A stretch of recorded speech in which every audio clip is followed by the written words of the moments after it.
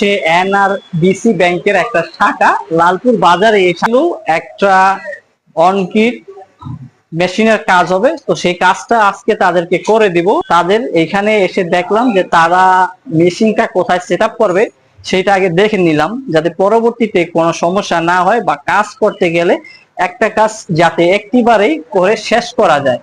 তো এই শাখার মধ্যেই তারা নিচ্ছে, এই কারণেই তারা 4 কিলো একটা অনগিটের মেশিন নিচ্ছে।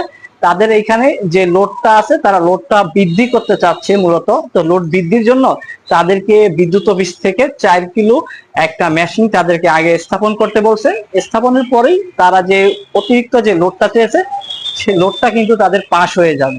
তো সেজন্য চলে আসলাম, তাদেরকে 4 কিলো একটা মেশিন তাদেরকে সেট আপ করে দিব। আর সেট আপের পরেই তারা তাদের যে কাঙ্ক্ষিত চাহিদা চাহিদা অনুযায়ী বিদ্যুৎ বিভাগকে তারা কাগজ জমা দিবে, সেই কাগজের ভিত্তিতেই কিন্তু তারা তাদের লোডটি কিন্তু পেয়ে যায়। 4 কিলো ওয়াটের একটা অনগ্রিডের মেশিন এই মাত্র স্থাপনের কাজ প্রায় শেষ করলাম। কাজটা করতে করতে একটু লেটে হয়ে গেছে।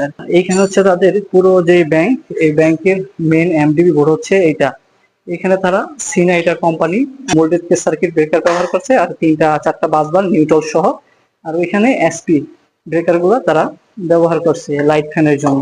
তো এর সাথে আমরা কি করছি, তাদেরকে এটার পাশে এমডিবি বোর্ডের যে মেন এমডিবি বোর্ড, এই এমডিবি বোর্ডের পাশেই এই অন গ্রিড ইনভার্টারটি এইখানে স্থাপন করেছি।